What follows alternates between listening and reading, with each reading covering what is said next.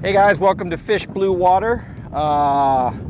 We are down in Biscayne Bay, Miami. This is part 2 of a stone crab video that we put together. Part 1 was basically taking you through the steps of kind of how to get your stone crabs set. And we deployed these traps about 10 days ago. This is kind of like the deadliest catch version of stone crabbing in a 17-foot whaler, because it's blowing about 20 today off the south, but we were committed, so we came anyways. Tools of the trade for this harvesting video, just to give you a little inside scoop. Some guys may or may not use these, but I grabbed some tongs to make it easy to grab the stone crabs out of the actual trap so we could then measure them. I forgot my actual measuring device, but the legal requirement on stone crabs is 2 7/8 inches. And I had this lovely plastic card that I measured out 2 7/8 end to end exactly to make my own improvised measuring tool. This is like an oyster shucking knife that we're going to use to actually remove the claw without having to break it and injure the crab, because we release these crabs back, they regenerate those claws once they're back in the water. These are those breakaway swivels from the first video, and this is a perfect example. We've already pulled this trap in. This is a perfect example of why you want to bring some backups. I've got some coils of some trap line here, brought a couple extra floats, marker. You're required to put an R for recreational on the float. For some reason, I don't know exactly why. Let's see if we can zoom in on the camera right there. That is actually the breakaway swivel that broke away. This line should have come to the surface, but it's actually, you can see it's frayed and broken right here, so we lost that line. But anyhow, we're going to reattach it when we put this back in. Took the tie wraps off. Tie wraps are there just to make sure we know that nobody's fooled with it. And this guy right here, this is the main character, guys. This is a beautiful Florida stone crab. He is undersized, so we are gonna let him grow back to get bigger, and hopefully one of these days be a beautiful jumbo or colossal claw for another recreational angler or commercial fisherman to harvest. And I'm gonna go ahead and let him go now. And away he goes to the bottom. Let me show you guys three crabs in it, which equals 6 claws. And 2 of the crabs had a legal claw on one side. These 2 guys, I'd say this is pretty average size. This is a little better than average. And we sent the other guys back to the bottom with one of their 2 claws. So recreationally, you're allowed a 2-gallon bucket full, if we're lucky. Between the traps that we have here today, hopefully we'll go home with our recreational limit. So we're gonna get this trap closed back up, fix that trap line, get the float back on it, and drop it back down, and we're gonna head to the second trap. One of the other things that I didn't tell you guys, which is a really important tool for this trip, is this guy right here. This is an 8-foot gap. We're in like 4 foot of water. So this just makes it easy for us to, of course, retrieve the trap when we get on it. And then also, of course, make sure you don't forget your bait to rebait your traps when you're all said and done. Just a simple little bowline knot on that right there. That's gonna hold this in place. So this is featured in the other video, but once again, just gonna do a simple little overhand knot in this. And we're gonna run this through this other side of the swivel. That's going to stop it here.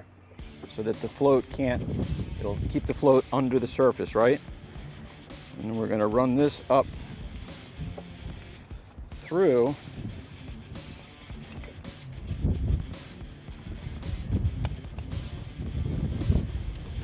Knot that off.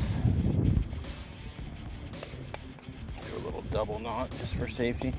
So now my float is holding like this. When this swivel breaks free, it will allow this to all come loose and send this to the surface. There you have it. We're set up and we are ready to redeploy that thing for some more of my favorite crustaceans in the ocean, the Florida stone crab.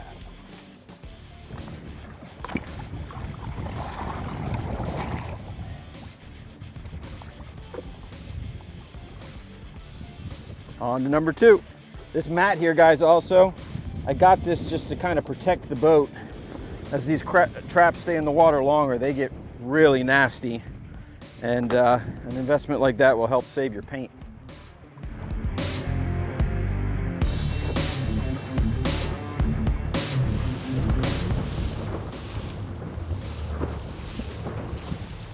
All right, there you have it. This one did its job. The pop-up swivel released, and there's our Encore themed colors. Now all we have to do is snatch that line and see what we got waiting for us.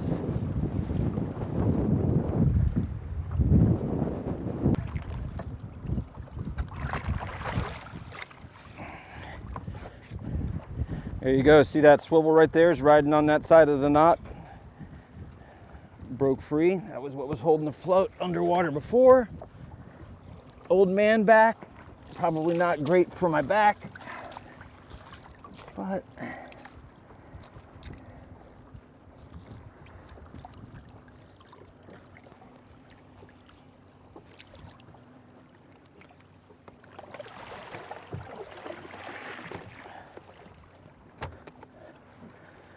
let's see what we got.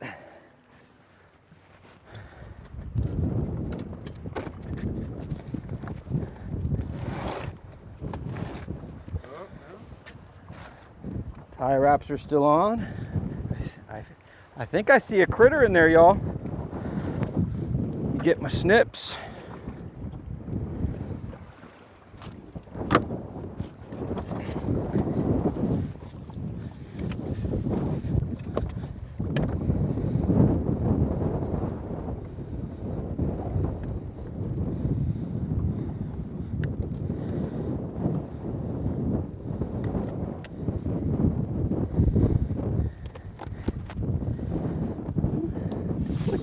Looks like one side might be legal. See what we got.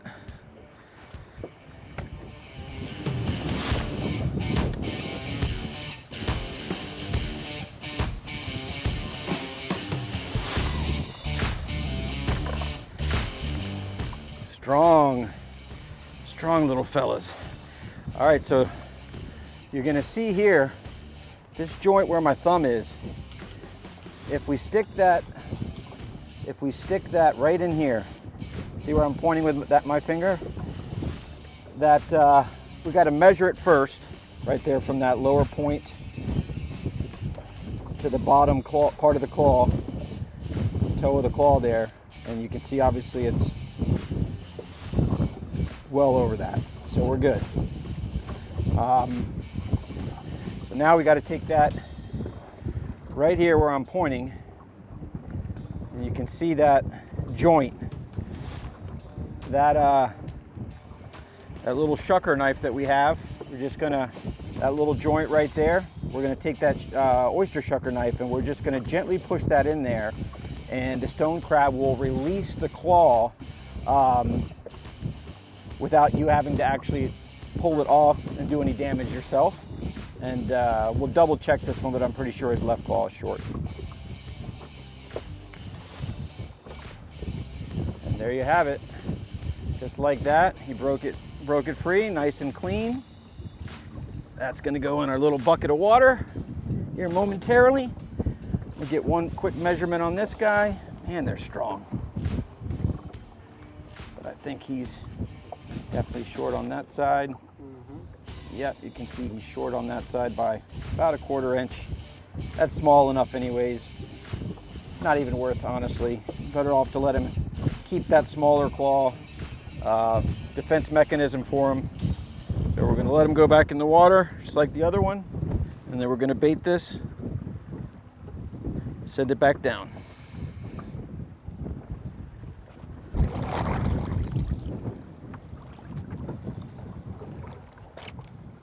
Bada bing, bada bang.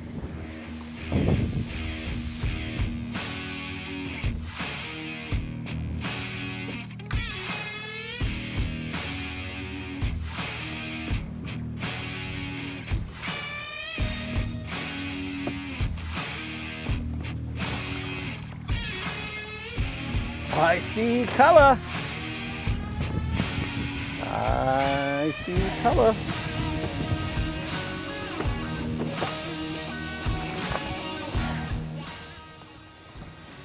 There he is. Nice one, guys. If you're a stone crab master trapper, and you have any suggestions on how to handle them, put it in the comments below.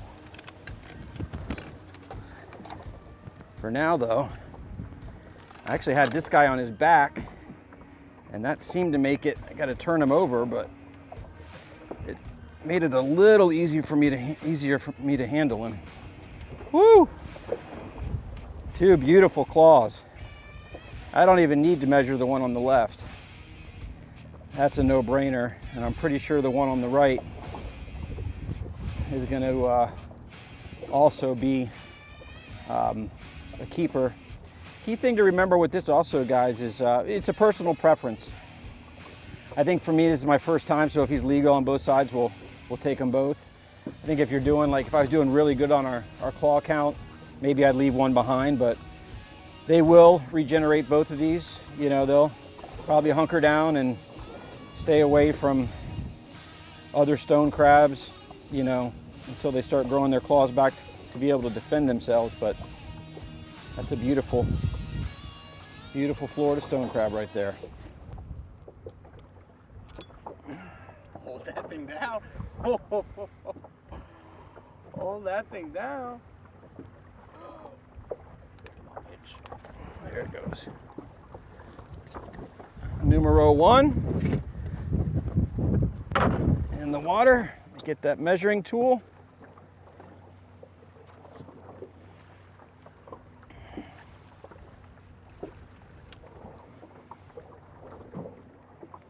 Oh yeah. Well legal.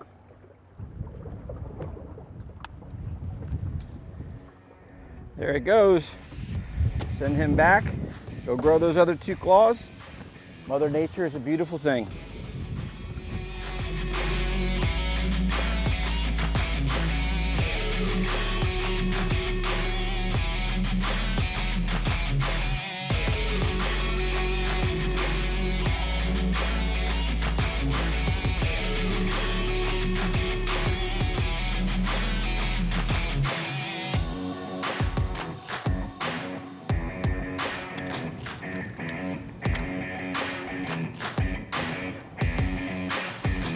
So here's one we're going to measure.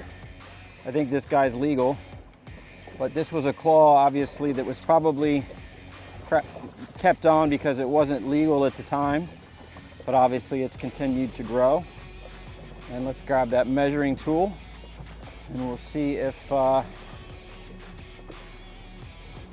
it is in fact legal.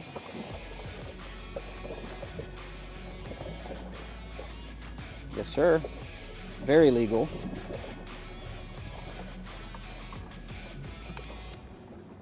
Bang.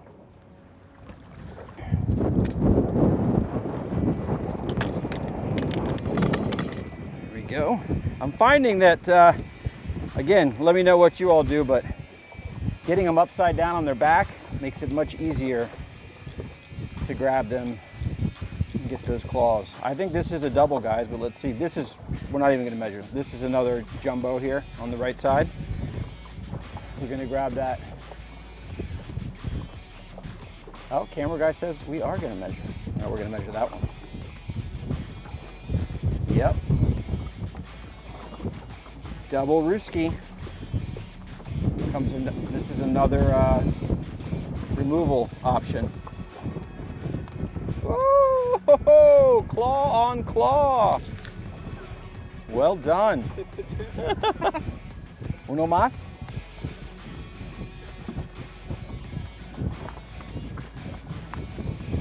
And there we have it.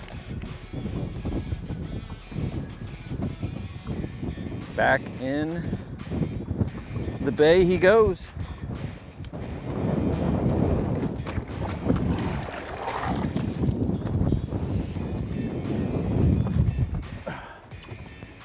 There you have it. 10 up, 10 down. Let's get a crab count, guys.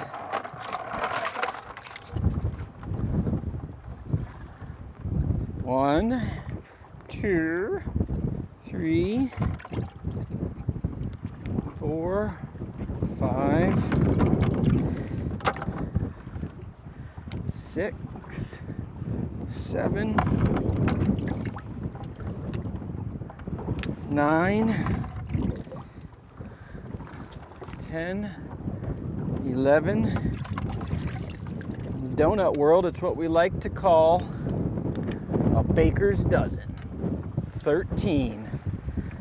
Not too shabby for our first time setting, you know. It'd be interesting to see. I guess I'll also say that we started this towards the end of the season. So like, I believe there's maybe a month or so left in stone crab season. It starts in October. I just didn't get around to getting the trap started and built until a couple of weeks ago. But this is gonna be a delicious meal that I know Mrs. Bunn and Braden Bunn, aka Bird, are gonna love. And it's, as much as anything, it's just about getting out here and enjoying a beautiful body of water here down in Key Biscayne. Miami is one of my favorite places of a lot of places that I've traveled and fished. Just an amazing ecosystem in the Gulf side, the ocean side, the reefs, offshore fishing. It's fantastic. And hope you enjoyed it. So we look forward to reading those comments below. As I said before, this is part 2 of a 2-part video. We showed you in the first one kind of how to get organized, how to get the trap set on the bottom, and this one was about seeing what the harvest or the bounty of our harvest was. So we will see you guys for the next Fish Blue Water adventure.